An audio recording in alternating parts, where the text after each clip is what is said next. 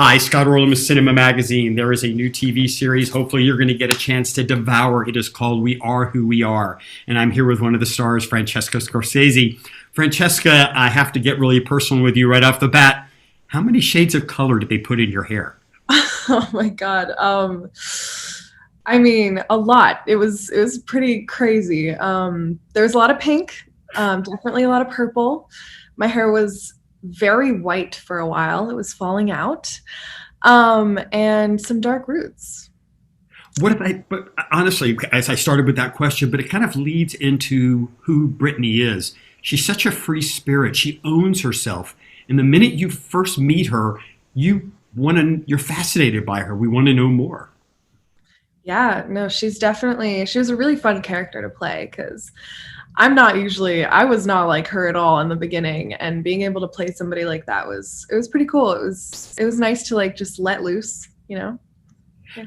Talk a little bit about this examination that the show kind of peels back the layers on about the pressures on young people today. I mean, it kind of sees how do they fit in? Where is their place?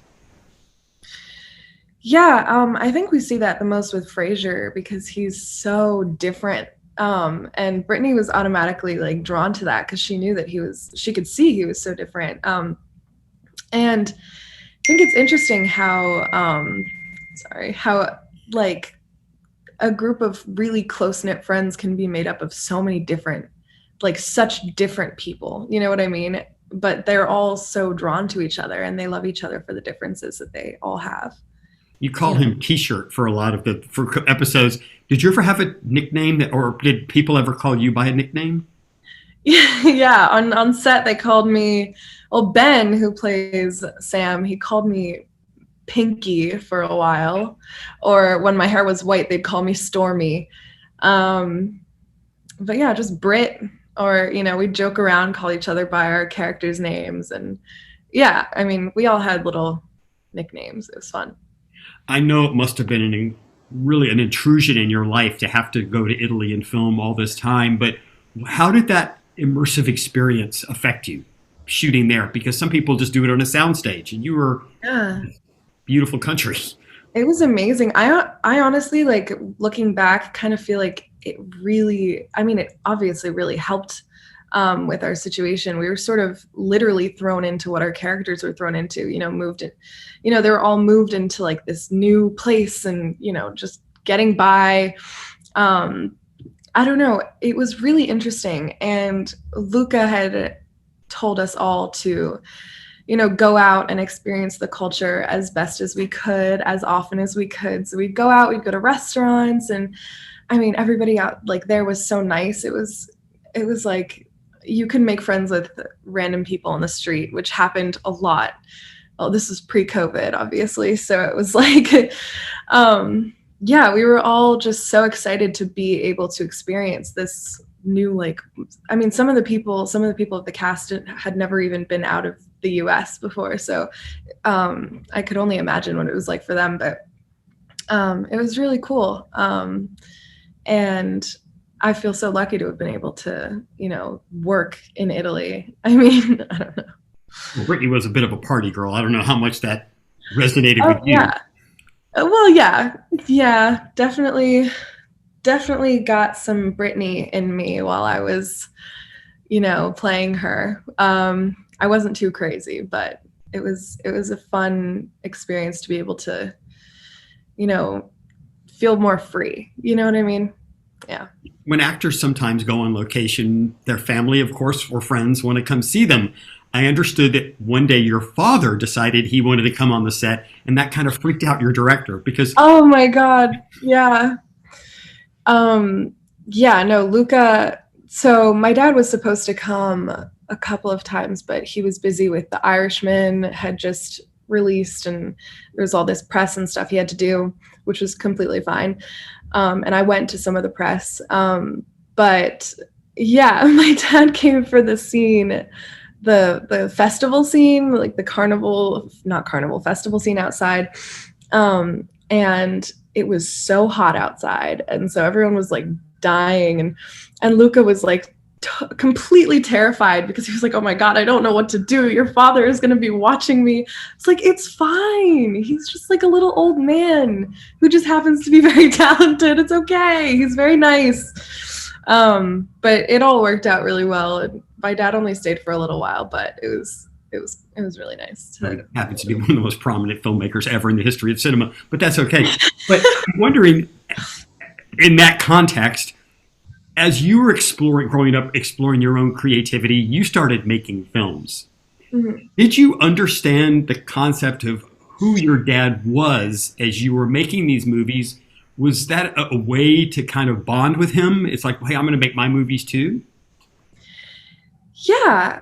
I would say when I was very young and I found out, that my dad was famous, I didn't really understand. And so I thought that like fame, I like kind of tested it out one day. I was like 4 years old and I was like at Cold Stone Creamery or whatever. And I went up to this woman. I was like, my dad's Martin Scorsese. I just remember that so vividly. And she was like, oh, okay. And that was like my first reaction was like, oh, I should like see if that's true. And she knew and like who he was. So I was like, oh, maybe this is like, maybe he is famous. Like maybe this is what's happening. Maybe that's why I'm always on like film sets and stuff. And I see him on TV. It didn't click in my head. And then when I started actually making films, like, I mean, I was sort of like numb to the fact that he was famous by then. Like, it's not like this huge thing for me. It's just like the norm. What were the things you were making? What were you, creatively, what were you expressing?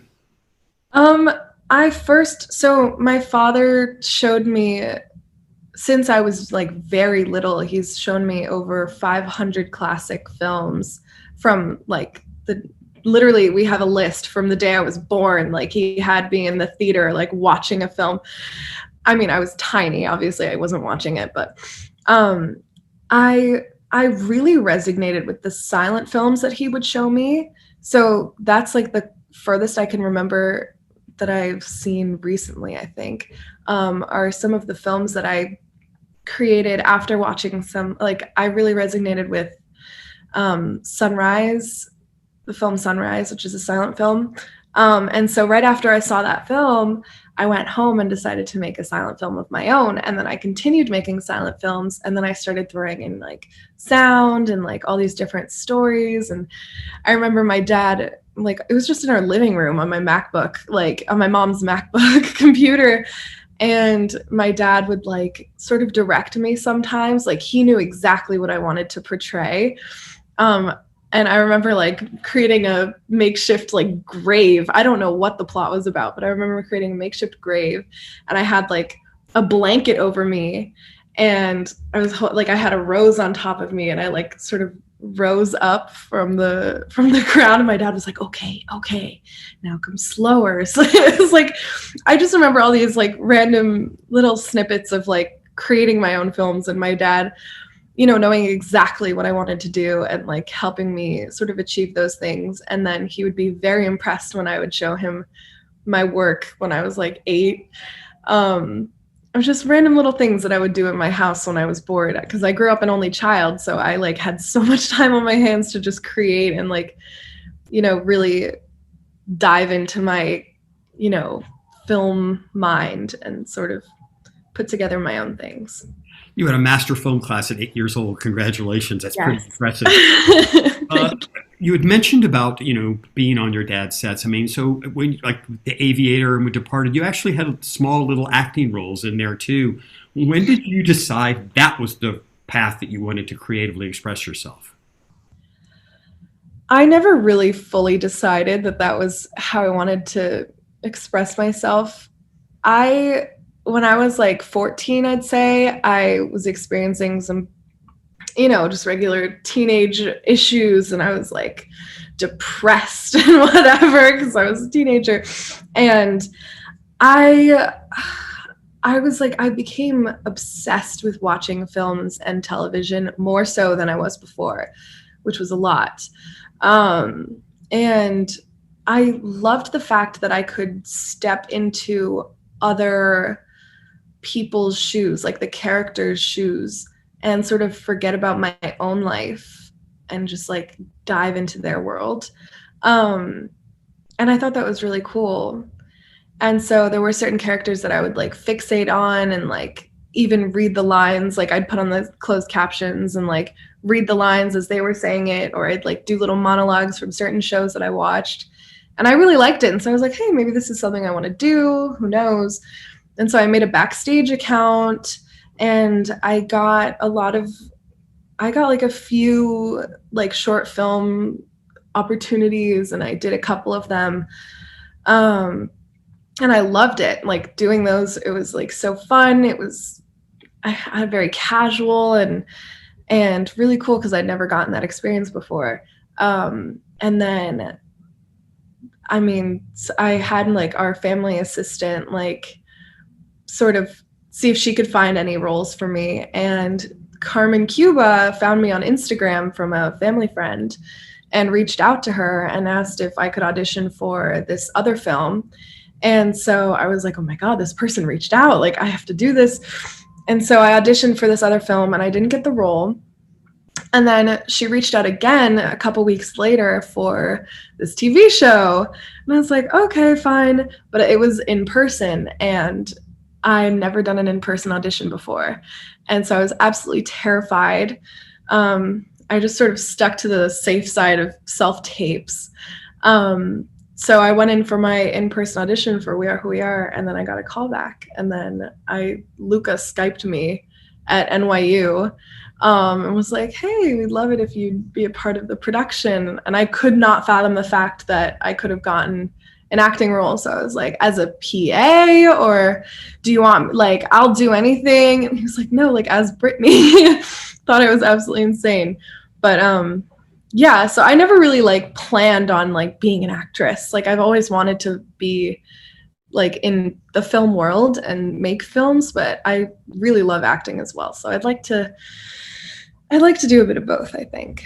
So last question for you, kind of tying it all up, is the title of the show is We Are Who We Are.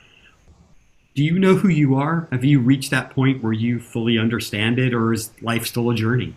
Oh God, no. Life is still a journey. I've definitely, with being, alone more often because of COVID, I've definitely like become more in touch with myself and like how I, just how I feel and things like that. But I find myself changing a lot, and I like to be open to change as well, even though I'm a little bit afraid of it.